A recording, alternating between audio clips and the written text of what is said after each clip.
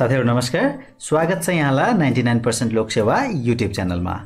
नायब सुब्बाको विज्ञापन आर्थिक वर्ष 2077-78 र 78-79 को द्वितीय पत्र र तृतीय पत्र अर्थात लिखित पत्रको परीक्षा सञ्चालन हुने मिति तय भइसकेको छ। गत वर्ष प्रथम पत्र पास गरी बसेका साथीहरु यही मिति 2079 जेठ 21 गतेदेखि र यो वर्ष प्रथम पत्र दिएर केही स्थानहरूको नतिजा समेत आएको र केही स्थानको नतिजा आउन बाँकी रहेको अवस्थामा रहेका साथीहरुको 2079 असार 25 देखि परीक्षा मिति तय भइसकेको छ। यही परिवेशमा द्वितीय पत्र र तृतीय पत्रको तयारीमा जुट्नु भएका यहाँहरूलाई हाम्रो नाम जस्तै 99% जेन्युन कन्टेन्टका साथ साक्षात्कार गर्ने र यहाँहरूको मनमा बस्ने हाम्रो एकमात्र ध्येय रहेको छ। यही सिलसिलामा आजदेखि हामी पूर्ण लिखित पत्रको तयारी सम्बन्धी भिडियो निर्माणमा जुटेका छौं। यदि लिखित पत्र सम्बन्धी थप अध्ययन गर्न चाहनुहुन्छ भने हाम्रो माथिको आई बटन वा तलको डिस्क्रिप्सन बक्स अथवा च्यानलको प्लेलिस्टमा गएर नासो रिटन पेपर सर्च गरेर अहिलेसम्म बनेका भिडियोहरू त्यहाँबाट पढ्न सक्नुहुनेछ। ओके, सुरु गरौँ। आजको टपिक 2.6 समावेशीकरण, समानुपातिक प्रतिनिधित्व र सकारात्मक विभेद सम्बन्धी। सबैभन्दा पहिला हेरौँ समावेशीकरण भनेको के हो भन्नेबाट। सामान्य भाषामा भन्दा सार्वजनिक तथा सामाजिक गतिविधिमा समाजका समग्र वर्ग तथा पक्षहरूको सहभागीकरण नै समावेशीकरण हो। अर्थात् सबै पक्षको सहभागीकरणलाई समावेशीकरण भनेर बुझ्न सकिन्छ। यो सामाजिक समस्याको रूपमा रहेको असमावेशीकरण र त्यसबाट सिर्जित दुष्परिणामको समाधानको एक माध्यम पनि हो समावेशीकरण। अझ स्पष्टसँग भन्दा राज्यको शासकीय क्रियाकलापहरूबाट अलग हुन पुगेका वा पुर्याइएका विभिन्न वर्ग, समुदाय, लिङ्ग वा पक्षहरूलाई सहभागी बनाई मूल प्रवाहीकरण र सबलीकरण गर्ने प्रक्रिया नै वास्तवमा समावेशीकरण हो भनेर बुझिन्छ। यसैगरी अझै यसलाई क्लियर हुनलाई पावर, रिसोर्स र अपर्च्युनिटिजको राइटफुल सेयरिङ नै समावेशीकरण हो भनेर पनि बुझ्न सकिन्छ। यसको भन्दा पावरको, रिसोर्सको र अपर्च्युनिटिजहरूको राइटफुल सेयरिङ। समावेशीकरणमा सबै जात-जाति, वर्ग, क्षेत्र, लिङ्ग, समुदायको पहिचान, प्रतिनिधित्व, पहुँच र प्रतिष्ठा रहेको हुन्छ। चारवटा प छ। पहिचान हुन्छ सबैको, सबैको प्रतिनिधित्व हुन्छ, सबैको पहुँच हुन्छ अनि सबैको प्रतिष्ठा रहेको हुन्छ।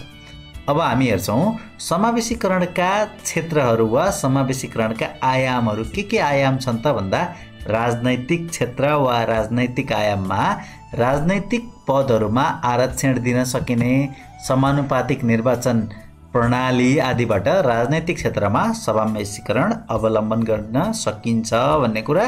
त्यस्तै प्रशासनिक क्षेत्र भनेको निश्चित समयको लागि पछाडि परेका वर्ग वा समुदायलाई मूल प्रवाहमा ल्याउनका लागि प्रशासनको क्षेत्रमा कोटा प्रणाली अवलम्बन गरिएको हुन्छ।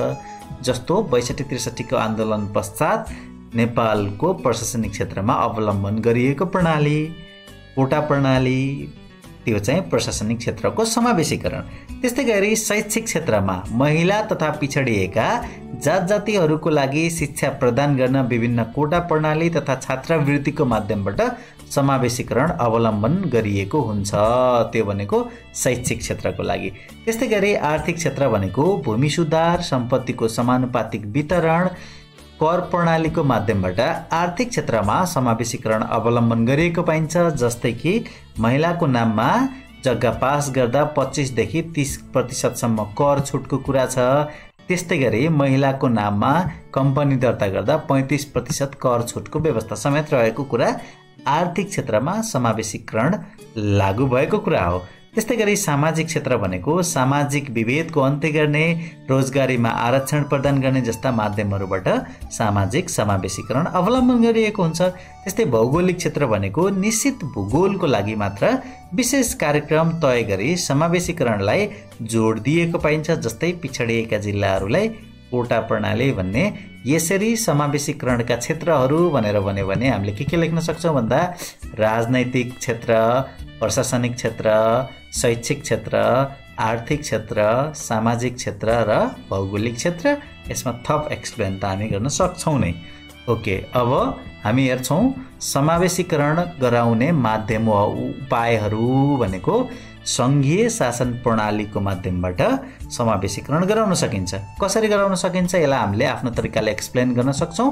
सङ्घीय शासन प्रणालीमा जनताको घर दैलोमा सरकार पुग्छ, नजिकैको सरकार हुन्छ, विकेन्द्रीकृत हुन्छ शासन प्रणाली, यसकारण समावेशीकरण हुन्छ। त्यस्तै विकेन्द्रीकरणलाई पनि हामीले त्यही तरिकाले एक्सप्लेन गर्न सक्छौँ। केन्द्रमा रहेको पावर चाहिँ एकै ठाउँ केन्द्रीकृत नभएर विभिन्न ठाउँमा छितारिएर जान्छ, त्यो गर्दा समावेशी तरिकाले सबैले अवसर पाउँछन् भन्ने कुरा। त्यस्तै समानुपातिक प्रतिनिधित्वको माध्यमबाट पनि समावेशीकरण स्वतः बनाउन सकिन्छ। किन भन्दा समानुपातिक प्रतिनिधित्वको क्रममा विभिन्न वर्ग, क्षेत्र, लिङ्गको प्रतिनिधिको रूपमा चाहिँ चुनिएका हुन्छन् तिनीहरू, त्यसले गर्दा समानुपातिक प्रतिनिधित्वले पनि समावेशीकरण गराउँछ। त्यस्तै गरी सकारात्मक विभेद पनि समावेशीकरण गराउने एउटा माध्यम तथा उपाय हो। त्यस्तै आरक्षण पनि अर्को माध्यम हो समावेशीकरण गराउने। त्यस्तै विशेष व्यवस्था, यो बाहेक अन्य व्यवस्थाहरू पनि विशेष व्यवस्था लगाउन सकिन्छ समावेशीकरणको लागि। यसरी समावेशीकरण गराउने माध्यम र उपायमा हामी सङ्घीय शासन प्रणाली, विकेन्द्रीकरण, समानुपातिक प्रतिनिधित्व, सकारात्मक विभेद, आरक्षण अनि विशेष व्यवस्था भनेर व्याख्या गर्न सक्छौँ। अब त्यसै गरी हामी हेर्छौँ समावेशीकरणका सिद्धान्तहरू भनेर क्षतिपूर्तिको सिद्धान्त। यस सिद्धान्त अनुसार विगतमा राज्यले पछाडि पारेको वर्गलाई मूल प्रवाहमा ल्याई विशेष सहुलियत प्रदान गर्नुपर्दछ, विगतमा भएको उसको क्षतिको पूर्ति गर्नुपर्छ भन्ने सिद्धान्त क्षतिपूर्तिको सिद्धान्त हो। त्यस्तै संरक्षणको सिद्धान्त। यस सिद्धान्त अनुसार समाजको कमजोर वर्गको संरक्षण एवं उद्धार गर्नु राज्यको प्रमुख दायित्व रहन्छ भनेको छ। त्यो भनेको राज्यले संरक्षण गर्नुपर्छ, कसलाई भन्दा समाजको कमजोर वर्गलाई भन्ने सिद्धान्त चाहिँ संरक्षणको सिद्धान्त अन्तर्गत पर्दछ। त्यस्तै तेस्रोमा हेरौँ समानुपातिक समानताको सिद्धान्त।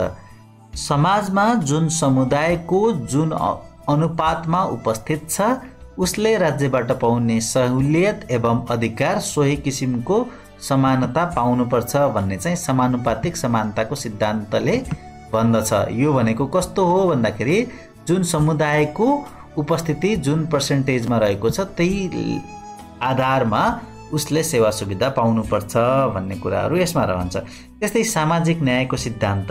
यसमा उपलब्ध स्रोत साधनको समानुपातिक तवरले वितरण गरी सामाजिक न्याय कायम गर्नुपर्छ भन्ने सिद्धान्त चाहिँ सामाजिक न्यायको सिद्धान्त हो भने सशक्तिकरणको सिद्धान्त भनेको पछाडि परेका र परिएका वर्गलाई विकासको मूल प्रवाहमा ल्याउन सशक्तिकरण तथा क्षमता विकास गर्नुपर्दछ भन्ने सिद्धान्त चाहिँ अर्को सिद्धान्त हो। यसरी समावेशीकरणका सिद्धान्तहरू भनेर हामीले 5वटा सिद्धान्तहरूमा व्याख्या गर्न सक्छौँ। पहिलो छ क्षतिपूर्तिको सिद्धान्त। त्यो भनेको क्षतिपूर्ति स्वरूप उनीहरूलाई आरक्षण दिनुपर्छ वा समावेश गर्नुपर्छ भन्ने। संरक्षणको सिद्धान्त दोस्रो हो, राज्यले सबैलाई संरक्षण गर्नुपर्छ भन्ने। समानुपातिक समानताको सिद्धान्त, यसमा चाहिँ जसको जुन अनुपातमा उपस्थित छ त्यही अनुसारको अधिकार पाउनुपर्छ राज्यबाट भन्ने। सामाजिक न्यायको सिद्धान्त, सामाजिक न्याय सबैलाई समान हुनुपर्छ त्यही तरिकाले वितरण हुनुपर्छ भन्ने कुरा। अनि अर्को सशक्तिकरणको सिद्धान्त, यो भनेको बलियो बनाउनुपर्छ, मूल प्रवाहमा ल्याउनुपर्छ पछाडि पारेका वर्गलाई भन्ने कुराहरू सशक्तिकरणको सिद्धान्तमा रहेको छ। अब यस्तै गरी हामी हेर्छौँ समावेशीकरणको आवश्यकता तथा महत्त्व भनेर यहाँनिर एउटा फर्मुला पनि छ। स न्यास अज बिरादी मारा, के अरे स न्यास अज बिरादी मारा भनेर याद पनि गर्न सक्छौँ। स न्यास अज बिरादी मारा। स भनेको शासन व्यवस्थामा सबैको सम्मानजनक प्रतिनिधित्व गराउने स। न्याय भनेको सामाजिक न्याय कायम गर्ने। स भनेको सामाजिक सद्भाव कायम गर्न। त्यस्तै अ भनेको राज्यप्रति सबैको अपनत्व कायम गर्न। ज भनेको जनसहभागितामूलक शासन प्रणाली सञ्चालन गर्न। बी भनेको समानुपातिक विकासमा सहयोग गर्न। रा भनेको राष्ट्रिय एकता कायम गरी समुन्नत राष्ट्र निर्माण गर्न।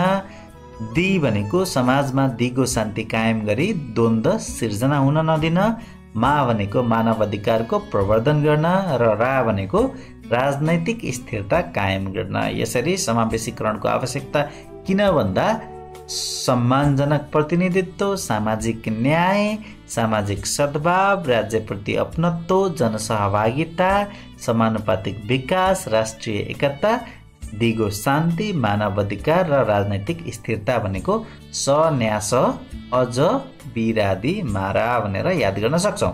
अब त्यसै गरी नेपालमा समावेशीकरणका सम्बन्धमा हालसम्म भएका प्रयासहरूलाई हेरौँ। नेपालको एकीकरण कालदेखि नै मुलुक सबै जात जातिको फुलबारी हो भन्ने अवधारणा विकास भएको छ। यो सबै जात जातिको फुलबारी बनिसकेपछि समावेशीकरणको सिद्धान्त अवलम्बन गरियो। सुरुदेखि नै विक्रम सम्वत 2020 सालमा मुलुकी ऐनको व्यवस्था गरी सामाजिक विभेदको अन्त्य गरिएको थियो। आर्थिक वर्ष 2051-52 देखि वृद्ध भत्ता तथा विधवा भत्ताको व्यवस्था सुरु गरियो। विक्रम सम्वत 2054 राष्ट्रिय जनजाति विकास समितिको गठन गरियो। त्यस्तै विक्रम सम्वत 2058 राष्ट्रिय महिला आयोगको गठन भयो। विक्रम सम्वत 2058 आदिवासी जनजाति उत्थान राष्ट्रिय प्रतिष्ठान ऐन 2058 जारी भयो। अनि वर्तमान नेपालको संविधान 2072 समावेशी लोकतान्त्रिक पद्धतिमा जोड दिइयो। धर्मनिरपेक्ष राष्ट्र घोषणा गरियो। त्यस्तै निजामती सेवा ऐनमा 45% समावेशीकोता तय पनि गरियो। राष्ट्रिय महिला आयोग, दलित आयोग, समावेशी आयोग, जनजाति आयोग, मधेसी आयोग, थारू आयोग, मुस्लिम आयोगलाई संवैधानिक आयोगको मान्यता दिइयो 2072 सालको संविधानमा। अब समावेशीकरणका सम्बन्धमा देखिएका समस्याहरू भनेर यसलाई पनि एउटा फर्मुलामा हेर्न सक्छौँ। यो पिपी र कुनी भनेर याद गरौँ के यो पिपी र कुनी यो भनेको योग्यता प्रणालीमाथि नकारात्मक असर परेको छ भन्ने समस्या लेख्न सकिन्छ समावेशीकरणको सम्बन्धमा। पी भनेको पिछडा वर्गहरूले पाएको सुविधा पनि टाठाबाठाले मात्रै उपयोग गरेका छन्। अर्को पी भनेको सामाजिक पितृसत्तात्मक सोचले अझै जरा गाडेर बसिरहेको कारणले पनि समावेशीकरण हुन गाह्रो भइरहेको स्थिति छ। रा भनेको राजनीतिक दलभित्रका पदहरूमा समावेशिता कायम हुन नसकिरहेको अवस्था छ। उ भनेको सामाजिक कुरीति र अन्धविश्वास अझै हट्न नसक्नु। अनि नि भनेको नीतिगत अस्पष्टताले गर्दा। अब हामी समानुपातिक प्रतिनिधित्व सेकेन्ड टपिक हेर्दैछौँ। त्यो भनेको प्रोपोर्सनल रिप्रेजेन्टेसन। के हो त समानुपातिक प्रतिनिधित्व भनेको?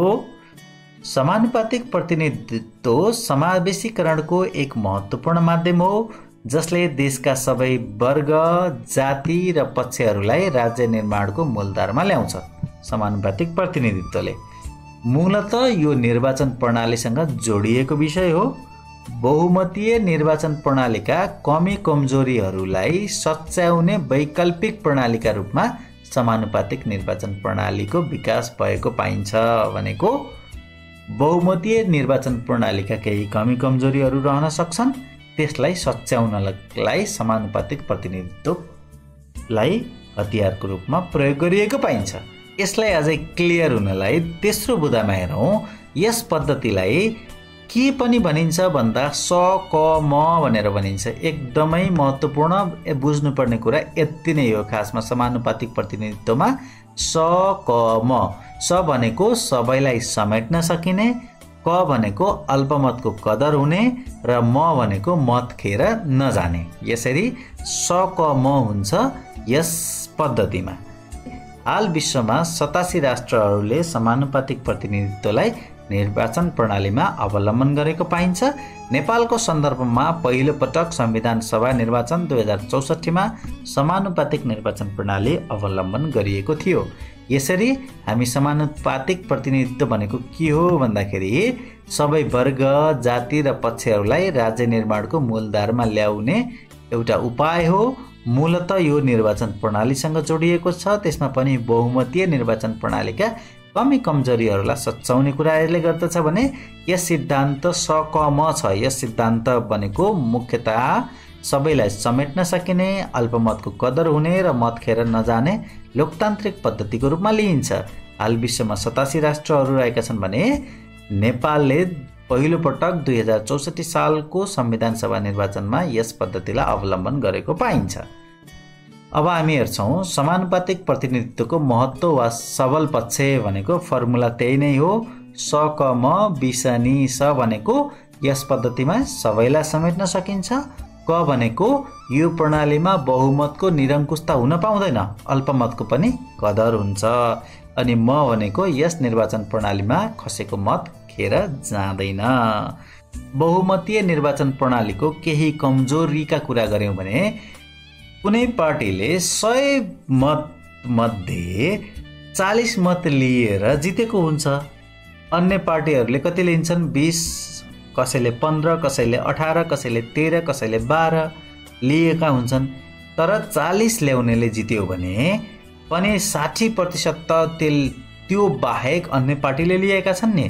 हो, यस किसिमले बहुमतीय प्रणालीमा मेजोरिटी भन्दा कम मत थोरै मान्छेले चुनेको पार्टी चाहिँ सरकारमा गइरहेको अवस्थामा समानुपातिक प्रतिनिधित्वमा त्यस्तो हुँदैन। कुनै पनि मत खेर जाँदैन। जुनसुकै मत पनि हारेको पार्टीको या कम लिएको पार्टीको मत पनि खेर नजाने हुनाले यस किसिमको निर्वाचन प्रणालीलाई अत्यन्तै राम्रो मानिन्छ।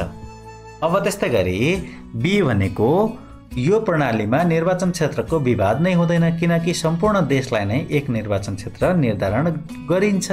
त्यस्तै स भनेको समावेशी लोकतन्त्र मजबुत हुन्छ अनि नि भनेको त्रुटिपूर्ण निर्वाचन प्रणालीमा सुधार हुन्छ भनेर यसरी स क म बिसनी भनेर हामीले समानुपातिक प्रतिनिधित्वको महत्त्व र सबल पक्षलाई यहाँनिर बुझ्यौँ। अब हामी हेर्दैछौँ समानुपातिक प्रतिनिधित्वका दुर्बल पक्षहरू। त्यसलाई चाहिँ जब जसा भनेर पनि यो प्रणाली जटिल छ, सर्वसाधारणले नबुझ्न सक्छन्। ब भनेको बहुमत प्राप्त सरकार बन्न गाह्रो हुन्छ, फलस्वरूप राजनैतिक अस्थिरता हुन सक्छ।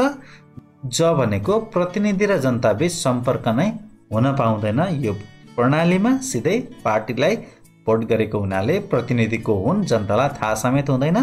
अनि सा भनेको साम्प्रदायिकताले प्रोत्साहन पाउन सक्छ यस किसिमको निर्वाचन प्रणालीमा।